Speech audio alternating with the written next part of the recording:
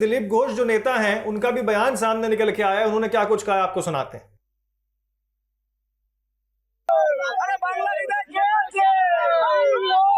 75 साल से हमारे लोग काम कर रहे हैं, इतने बलिदान हुई है, इसका नतीजा आया कि यहाँ गेरुआ भगवा खेल रहा है।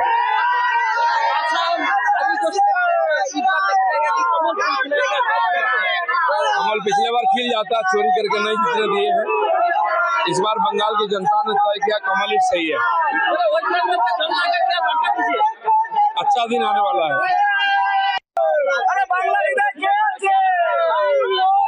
75 साल से हमारे लोग काम कर रहे हैं, इतने बलिदान हुई है।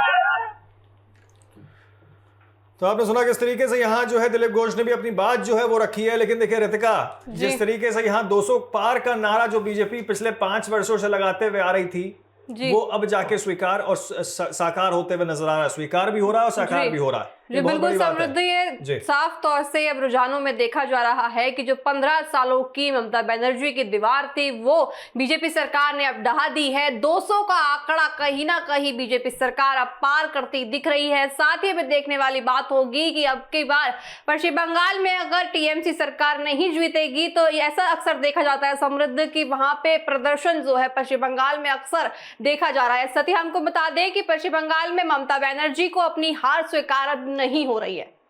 बिल्कुल, देखिए हार स्वीकार नहीं हो रही है। इसे कहीं ना कहीं जो है अब उनके मन में इस चीज को लेकर भी जो है भय है कि आखिरकार मैं बार बार जब पोलिंग स्टेशन की ओर भाग रही हूं तो कहीं ऐसा ना हो कि सीटों में कुछ इजाफा देखने को मिल जाए। क्योंकि देखिए वीडियो जारी करके पश्चिम बंगाल की मुख्यमंत्री ममता बनर्जी ने साफ तौर पर यह चीज कही थी कि देखिए यहाँ पे जो है अंत होते होते यानी कि शाम होते होते मेरी ही सरकार यानी कि टीएमसी की सरकार बनने जा रही है। लेकिन जो आंकड़े यहाँ दिखते हुए नजर आ रहे हैं, आंकड़े कुछ और बयां कर रहे हैं। दरअसल 87 के आसपास जो है टीएमसी की सीटें फिलहाल अभी दिख रही हैं और 200 के आसपास का आंकड़ा जो है वो बीजेपी ने छू लिया है पश्चिम बंगाल के अंदर। 148 जो है वो बहुमत का आंकड़ा। ऐसे में अच्छी खासी संख्या से दूर जो है टीएमसी नजर आ रही है। अगर शाम की भी बात करें तब तक भी वो बहुमत के आंकड़े को पार कर पाना या छू पाना टीएमसी के लिए अब बिल्कुल नामुमकिन सा हो गया। 2, 4, 8, 10, 5 सीटों का हम अंतर मान सकते हैं। लेकिन देखिए अब तक 15 सालों से जो सरकार में थी, जो सत्ता में थी जो पार्टी, अब एकदम से जो है वो सत्ता से बाहर होते हुए नजर आ रही है। तो बौखलाहट होना स्वाभाविक है।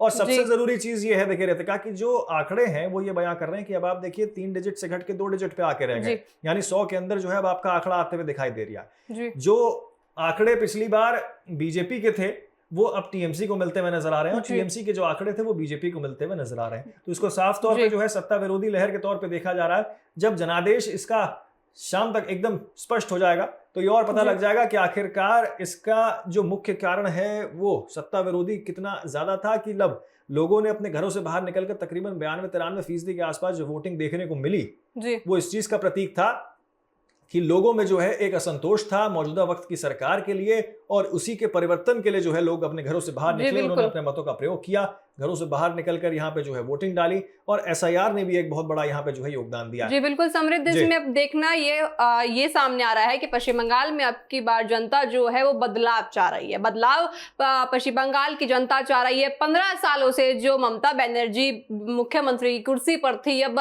वहां की जनता कहीं ना कहीं साफ तौर से रुझानों में साफ हो रहा है कि वो बीजेपी सरकार को अब की बार अपना जो है लीडर के रूप में देखना चाह रही है। बिल्कुल, अब देखिए सरकार बदल गई है, सरकार बदल चुकी है और इसी कड़ी में आपको बता दें कि अब जो है यहाँ पर बीजेपी अपनी सरकार बनाने जा रही है। कौन वो चेहरा हो सकता है मुख्यमंत्री का, इसको लेकर जो है अब अटकलें तेज हो जाएंगी। लेकिन इसी बीच आपको बता दें कि अब जो है इस चीज को लेकर भी अटकलें तेज हो जाएंगी कि आखिरकार अब विपक्ष की भूमिका किस तरीके से ममता बनर्जी निभाती हैं। जो अब तक सत्ता में थी, 15 वर्षों से सत्ता में रही, सत्ता की जो है धूल अब उनसे दूर चली गई है। सत्ता की धूल जो है वो अब उनके माथे से हट चुकी है और अब जो है उनको विपक्ष की भूमिका में आना पड़ेगा। इसी के साथ आपको बता दें कि यहाँ पर किस तरीके से सुनील कुमार जाखड़ जो बीजेपी के नेता हैं उनका भी बयान सामने निकल के आ रहा है और मिठाई खाते हुए जो है नजर आ रहे हैं। अब झालमुड़ी के बाद मिठाई पे अब बीजेपी के तमाम नेता आ रहे हैं। आपको सुनाते हैं क्या कुछ कह रहे हैं।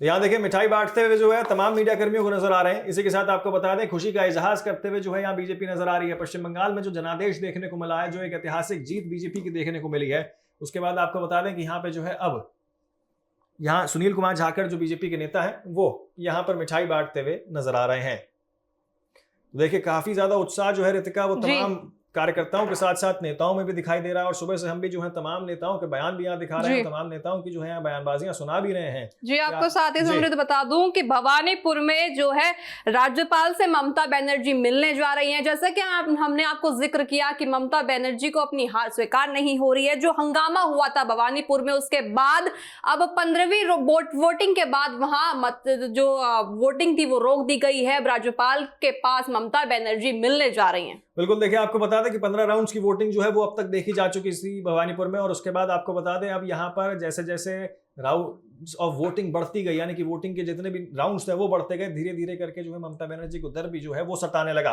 क्योंकि सीधे मुकाबला उनका बीजेपी के शुभेंदु अधिकारी से था। शुभेंदु अधिकारी यहाँ पे 2 सीटों से चुनाव लड़ रहे हैं। आपको बता दें कि भवानीपुर के साथ साथ नंदीग्राम से भी जो है वो इस सीट से चुनाव लड़ रहे हैं। ऐसे में ममता बनर्जी के लिए अपनी सीट पर ही हार जाना एक बहुत बड़ी प्राण प्रतिष्ठा की बात है। और ये एक बहुत बड़ा चिंता का विषय भी है कि एक सिटिंग मुख्यमंत्री अगर अपनी ही सीट से हार जाए और इसी के साथ साथ सरकार से भी जो है वो परिवर्तन कर ले, तो ये कुछ वैसा ही मंजर देखने को मिल रहा है जो दिल्ली में देखने को मिला था साल 2025 में जब चुनाव हुए थे। जिस तरीके से आम आदमी पार्टी जो पिछले कई वर्षों से जो है सत्ता में थी, कई वर्षों से तकरीबन 3 बार के शासनकाल से जो है वो भी सत्ता में थी, उसको भी जो है सत्ता से दरकिनार कर दिया गया था। और उसके बाद यहाँ पे जो है अब बीजेपी वहां पे सरकार बनाती है, रेखा गुप्ता वहां मुख्यमंत्री होती हैं। वैसा ही जो है आलम अब जो है यहाँ अब पश्चिम बंगाल के अंदर भी दिखते हुए नजर आ रहा है, जहां साफ तौर पे आपको बता दें कि किस तरीके से यहाँ पे जो है अब ममता बनर्जी बौखला गई हैं। ममता बनर्जी जो है वो अब इस चीज को लेकर असंतुष्ट हैं कि आखिरकार मेरी हार कैसे हो गई है, और इसी को लेकर अब रिकाउंटिंग की भी बात उन्होंने कही। इसलिए एकदम से जो है वो अपने घर से बाहर निकली और जो है सीधे पोलिंग स्टेशन की तरफ दौड़ी, और इसी के साथ अब राज्यपाल से मुलाकात करने की भी बात जो है वो सामने निकल के आ रही है। लेकिन देखिए इसमें आगे बढ़े, इसी बीच आपको बता दें बीजेपी के वरिष्ठ नेता जफर इस्लाम का भी जो है हमारे चैनल TV7 भारत से जो है खास बातचीत में उन्होंने क्या कुछ कहा, आपको सुनाते हैं।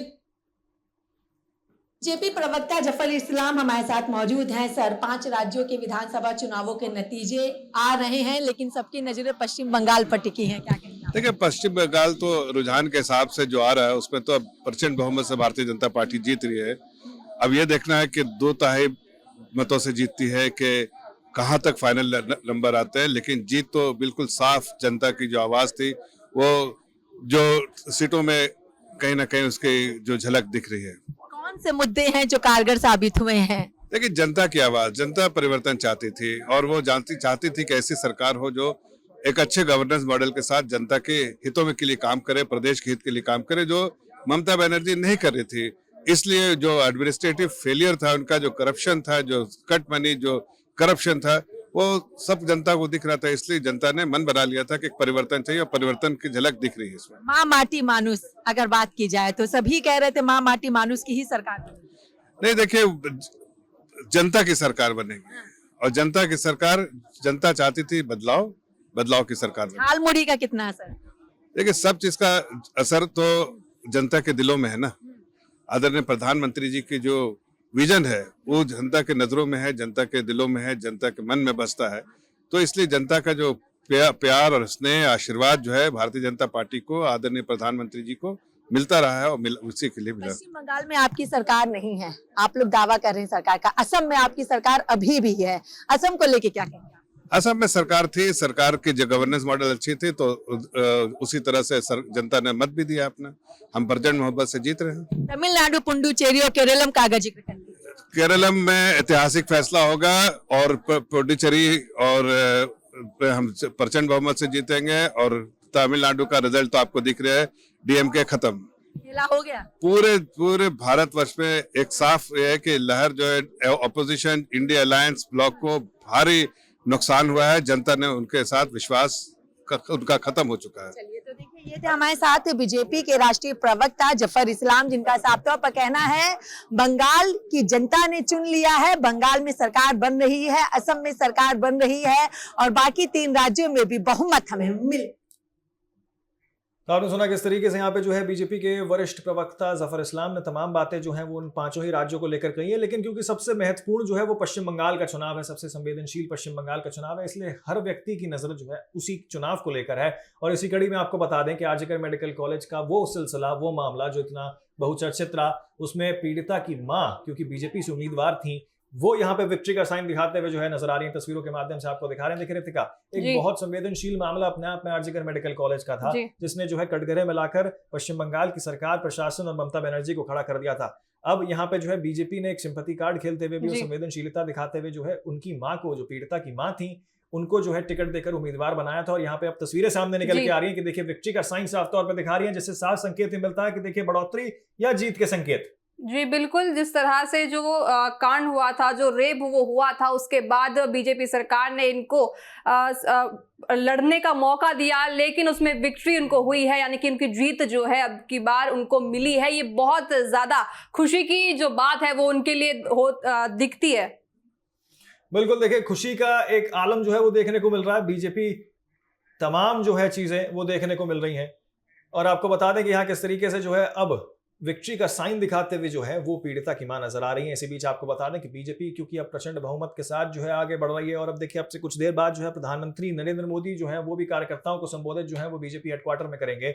और इसी बीच आपको बता दें कि यहाँ पे जो है अब 200 पार का नारा जो गृह मंत्री अमित शाह ने साल 2021 में दिया था, वो आज साकार होते हुए जो है दिखाई दे रहा है, क्योंकि आज जो है यहाँ पर बीजेपी को 200 से ज्यादा सीटें जो है वो मिली हैं। और आपको बता दें कि 294 सीटों में से अब जो है 200 पार का नारा बीजेपी का 5 साल बाद जो है वो सफल हुआ है।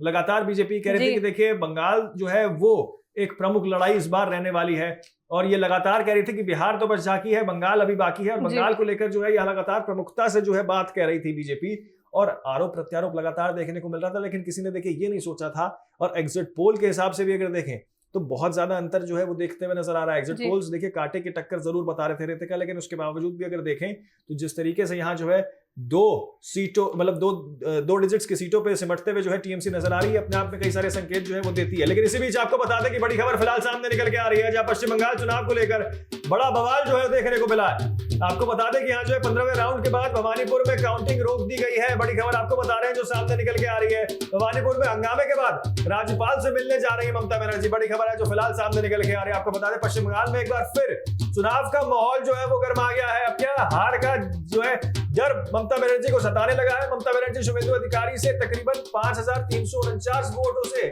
जो है यहाँ साफ तौर पे अंतर जो है देखने को मिल रहा है। पश्चिम बंगाल चुनाव में अब जो है बड़ा बवाल फिर से एक बार खड़ा हो गया है। भवानीपुर सीट हाई प्रोफाइल सबसे ज्यादा 15 राउंड की वोटिंग के बाद यहाँ काउंटिंग जो है रोक दी गई है। अब आपको बता दें किस तरीके से यहाँ पे जो है 200 पार का नारा जो बीजेपी दे रही थी वो साकार होते हुए दिखाई दे रहा है। लेकिन यहाँ पे ममता बनर्जी जो है वो सत्ता से दूर जाते हुए दिखाई दे रही है। पश्चिम बंगाल में एक बार फिर चुनाव का जो पूरा माहौल है वो गर्मा गया है, और बहुत ज्यादा गर्माता हुआ नजर आ रहा है। आपको बता दें कि ममता बनर्जी शुभेंदु अधिकारी से तकरीबन 5349 वोटों से आगे चल रही हैं। लेकिन आपको बता दें आगे चलने के बावजूद भी यहाँ पे जो है अब डर उनको सता रहा है रितिका। देखिए आगे जरूर चल रही है, लेकिन डर ये कहीं ना कहीं सता रहा है कि कहीं ऐसा ना हो कि यहाँ पर जो है और काउंटिंग जो है वो रोक दी गई है। आपको बता दें कि यहाँ पे जो है अब ममता बनर्जी के अंदर एक भय जो है वो देखने को मिल रहा है साफ तौर पे।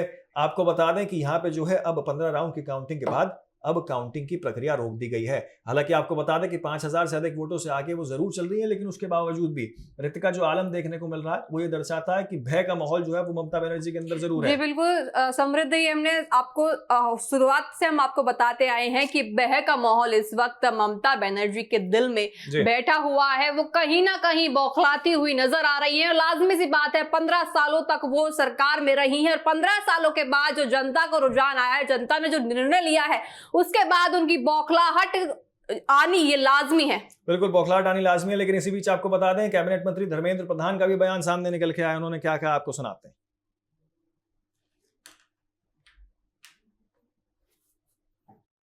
सर, ये जो बंगाल में खेला हुआ है इस पर क्या कहेंगे? मैं बंगाल की इस बड़ा जनादेश को आदर करता हूं, बंगाल की जनता को बधाई देता हूं। बंगाल की जनता ने भय से ऊपर उठ के, संतराज से ऊपर उठ के एक निर्णायक मत दिया है, अपने हितों के लिए मत दिया है, बंगाल के भविष्य के लिए मत दिया है। और हमें भरोसा किया, प्रधानमंत्री नरेंद्र मोदी जी को भरोसा किया, भारतीय जनता पार्टी को भरोसा किया, एनडीए को भरोसा किया।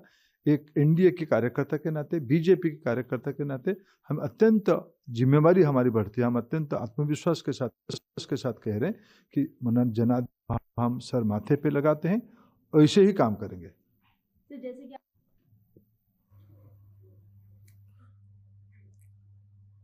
तो आपने सुना किस तरीके से धर्मेंद्र प्रधान ने जो है अपनी बात रखी और ये कहा कि देखिए जनादेश जो आता है वो जनता स्वीकार्यत होता है और उसको हम माथे से लगाते हैं। यानी कि देखिए साफ तौर पे अगर हार भी जाती बीजेपी तो इस चीज का यहाँ पड़ला नहीं करती कि देखिए ईवीएम हैक हो गया है, जो लगातार यहाँ विपक्ष आरोप लगाता है। विपक्ष लगातार कहता है कि देखिए ईवीएम जो है वो हैकेबल है, ईवीएम की गड़बड़ी से जो है यहाँ बीजेपी ने अपनी सरकार बनाई है। या फिर एक इल्जाम जो है आजकल चुनाव आयोग के ऊपर लगाना भी जो है बहुत ज्यादा प्रचलित हो गया बिल्कुल जी। तो इस तरह से इल्जाम लगातार टीएमसी सरकार की तरफ से बीजेपी सरकार और चुनाव आयोग पे लगाए जा रहे हैं। उनका तमाम ये वादा उनका ये होता आया है। ममता बनर्जी ने आरोप लगाया है चुनाव आयोग पे कि उन्होंने सीसीटीवी कैमरों के जरिए, या फिर हम ईवीएम की बात कर ले, उन्होंने ईवीएम में भी धोखाधड़ी ये की है। ये ममता सरकार का ये कहना है। अक्सर चुनावों में देखा जाता है कि अगर किसी की हार होती है तो वो ईवीएम के ऊपर अपना सारा जो इल्जाम वो थोप देती है।